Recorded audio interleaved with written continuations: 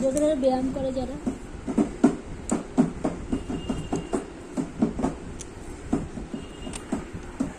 Hello everyone, good afternoon. 12টা বাজে। এটা সে ওই দিনকেরই ব্লগ, মানে টুয়েসডে। তাই তাই চলো, এখন মেয়েকে তেল মাখলাম, পুরো শরীরে সর্ষের তেল মাখলাম, মাথায় তেল দিলাম। জানি দিতে নেই, অম্বুবাচী কিছু করার নেই। তেল দিয়ে মেয়েকে ভালো করে স্নান করো, পড়াটা জাস্ট কমপ্লিট করলাম। ওকে খাই দাই দিয়ে তারপর ও শোবে, তারপর আমি স্নানে যাব। কারণ পদ্মগুলো কাঁচা ভিজিয়েছি গরম জল দিয়ে। তারপরে তার মধ্যে হয়েছে আরেক বাবারা একটা পর কাজ লেগেই থাকে। গ্যাসের বান্ডারটা, মানে গ্যাসের যে নটটা আবার খুলে গেছে, ওটাকে আবার আমাকে এখন ঠিক করতে হবে।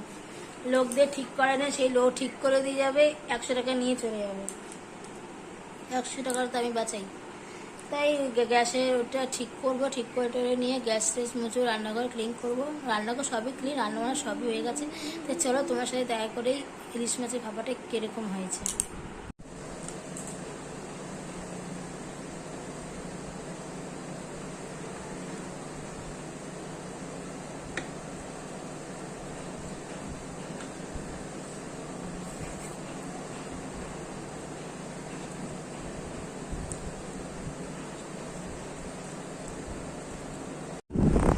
গুড ইভিনিং বন্ধুরা, গুড ইভিনিং সবাইকে। সবাই তোমরা কী করছো? সবাই কাজে ব্যস্ত, স্বাভাবিক। আমিও কাজে ব্যস্ত, কিন্তু দুবেলা আজকে আর ঘুমাইনি, কারণ তোমাদের বলেইছি, কারণ পরীক্ষা কটা দিন আমি দুবেলা ঘুমাতে পারি না, মেয়েকে পড়াতে বসতে। আমাদের মেয়েটার জ্বর এসছে 100, মেপে দেখলাম এখন 104-এর উপর হয়ে গেছে। তাই এখন ডাক্তারখানায় যাবো, টেম্পারেচারটা আছে হালকা হালকা। এবার যে ট্যাবলেটটা আমি খাবাই ভোপাল কিটটা ছোটোবেলা থেকেই, ওটা এখন ঘরে নেই, শেষ হয়ে গেছে কবে নিজেই জানি না। সে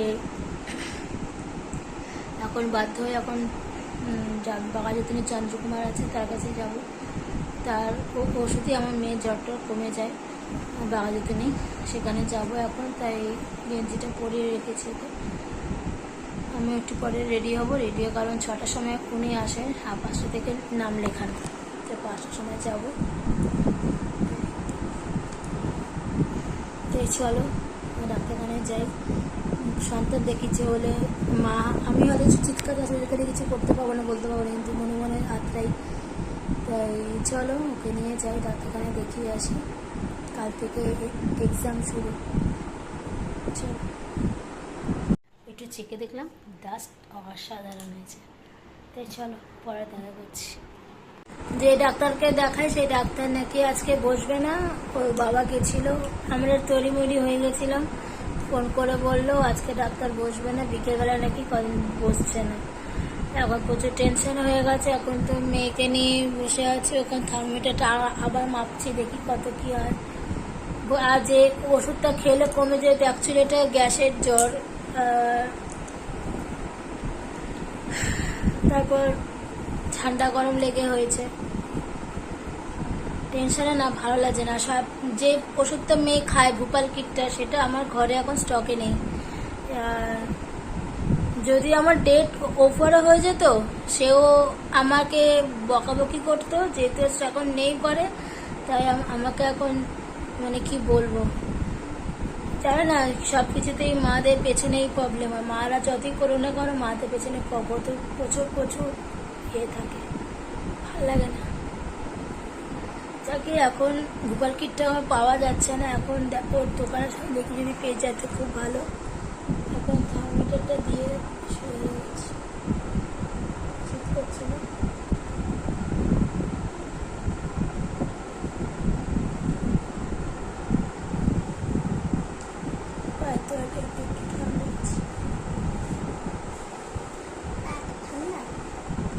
সন্তানদের কিছু হলে মাদের যে কি অবস্থায় ভেতরে, মারা তো চিৎকার করে কিছু করতে পারে না, বলতেও পারে না। এই হচ্ছে আমাদের সব থেকে মাইনাস পয়েন্ট। আর সবাই চিৎকার করে করে সব কিছু বলতে পারবে, কিন্তু আমি পারবো না। কিন্তু আমি যে মনে মনে যে কি যে হচ্ছে একমাত্র আমিই জানি।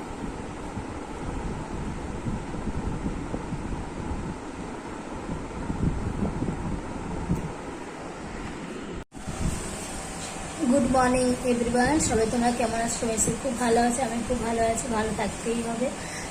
হ্যাঁ, আমার মেয়ের এখন জ্বরটা কালকে মিরাক্কেলের মতো অনেকটাই একদমই কমে গেছে, প্রচুর ঘাম দিয়েছে কালকে সারা রাত। সকালবেলা ভালো আছে, এখন এক্সাম দিচ্ছে।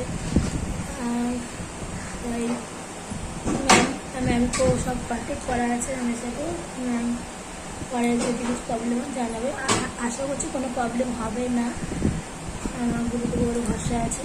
আর এই যা ঠাকুরকে সব দেবতাদের স্নান টান করিয়ে সবাইকে জলে চুবিয়ে স্নান করিয়েছি, পুরো সিংহাসন পুরো সার্ফের জল দিয়ে পুরো ঠাকুর ঘর পুরো ক্লিন করলাম, ডিপ ক্লিন। তোমাদেরকে দেখো পদ্মগুলো এখনো কাচিনি, ওইগুলো সব বিকেলবেলায় কাজ ঠাকুর জামা কাপড় সব ভিজিয়ে রেখেছি, বিকেলবেলায় কাজ হতে হচ্ছিল, তোমাদের একটু দেখিয়ে দিই। এই যে ঠাকুরের সব একদম পরিষ্কার, মেঝে থেকে শুরু করে দেয়াল জানলা খুবই সব পরিষ্কার, সব পরিষ্কার হয়ে গেছে। তারপরে এটা পুরো মুছেছি সার্ফের জল দিয়ে, এই ডোরটা পুরোটা মুছেছি। এই যে পর্দাগুলো কাজে এক সেট পর্দা আছে, ওটা কর্তমশাই আসুক, ও বিকেলবেলা লাগিয়ে দেবে। এক সেট আমার দুটো সেট করে ঠাকুরের পর্দা কেনা, আর জামা কাপড় সব ভিজিয়ে রেখেছি, বিকেলবেলায় কাচা হবে। মোটমাট সব কাঁচা কমপ্লিট, শুধু সোফার এই একটা কভারই বাকি, কালকে ধুলে হয়ে যাবে। আর ঠাকুরেরগুলো আজকে ধুয়ে নেব। আর আজকে আমাদের ব্রেকফাস্ট হচ্ছে দুধ কমপ্লেক্স কলা। জাস্ট কাজকর্ম সেরে উঠলাম, কর্তমশাই চলে এসছে, ওরকম খাবে, আমিও খাবো। একবারে খেয়ে তারপরে রান্না চাপাবো। কি রান্না করবো না করবো সব তোমাদেরকে পরে জানাচ্ছি। আগে পেট পূজা করে নিই, তারপরে চলো একটু বসুন। আর যখনই তবে ঠাকুরের ঘরে রাখবেন, আর কাপড়টা দুটো করে সেট, যখন যেটা ভালো লাগো তখন সেটাই লাগাবো, ইচ্ছে ব্যাপারটা। চলো ব্রেকফাস্টটা করে নিই।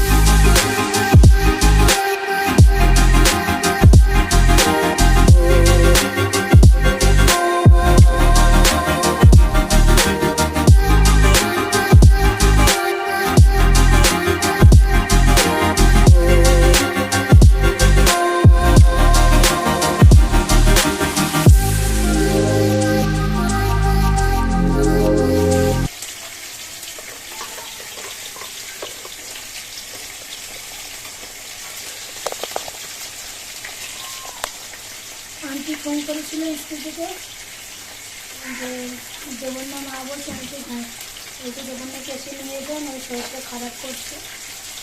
ভালো লাগে না, কিন্তু করবো না বলে বলতে পারবো না। আর বাবা আমার ডাক্তার যে ছোটোবেলা থেকে মেয়েকে দেখে আমাদের বাচ্চাদের ওইখানে ডাক্তার গাঙ্গুলি, উনি এসে মানে উনি আসতে পারবে না, আমার দাদা যাচ্ছে, তো গিয়ে ওষুধটা নিয়ে আসবে। ডাক্তার সাথে কথা বলা হয়ে গেছে, ওষুধটাও নিয়ে আসলে ওর মা আমাকে ঠিক হয়ে যাবে। তখন সঙ্গে বাবাকে ফোন করলাম যে স্কুল থেকে ম্যাম ফোন করে তুমি ঠিক দিয়ে দেবো। ও অ্যাকচুয়ালি বাড়িতে এসেছিলো জ্যান্ত মাছ দিয়ে যেতে, তাই এই জ্যান্ত মাছের ঝোল করছি পেঁপে আর পটল দিয়ে, জিরে বাটা আর একটু গোলমরিচ দিয়ে আর একটু আদা দিয়ে জ্যান্ত মাছের ঝোলটা করছি, মেয়ে খেয়ে নেবে। আর যেহেতু দাদা আসছে একটুখানি পানির করলাম, পানিরটা আনছিল মেয়েকে স্যান্ডউইচ করে দেবো, তারপরে মেয়ে গ্যাস করছে, এই কারণে বাবা এখন ছেড়ে দাও, এখন এমনি করে। তো পোস্ত দিয়ে একটু পনির করলাম, পোস্তটা দিয়ে ঠান্ডা থাকে। এই চলে বেশি কথা বলবো না, আমার এগুলো ঠিকঠাক ভালো লাগছে না।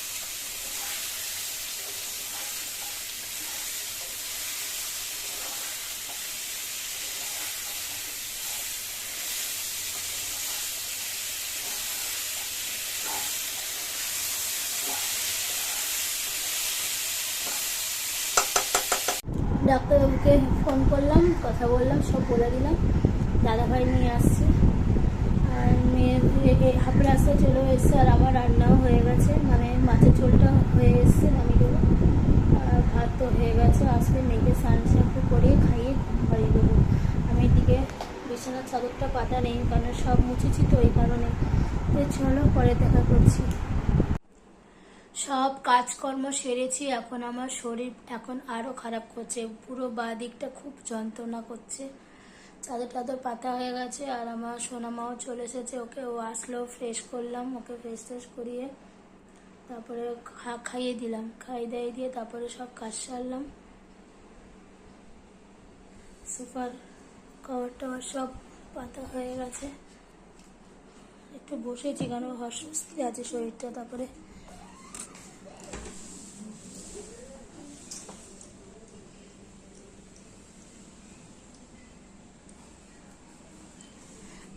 সোফার কভার টভার সব পেতে নিয়েছি, সোফার কভার, চেয়ারে কভার, টেবিলের কভারটা বার করা হয়নি, ওটা পরে বাঁধবো। দাদাভাই আসলে একসাথে খেতে বসবো। তাই চলো, ওআরএসের জলটা ভিজিয়ে রেখেছি সোনা মায়ের জন্য আবার, কারণ ডাক্তার বলেছে ওআরএসের জলটা কন্টিনিউ খাওয়াতে। তাই চলো বন্ধুরা, আজকের মতো সবাইকে টাটা, সবাই ভালো থাকো, সুস্থ। ভিডিওটা কমেন্ট করে, লাইক করো, সাবস্ক্রাইব করো, প্রে করো মেয়ে যেন তাড়াতাড়ি সুস্থ হয়ে যায়। কালকে আবার বাংলা পরীক্ষা।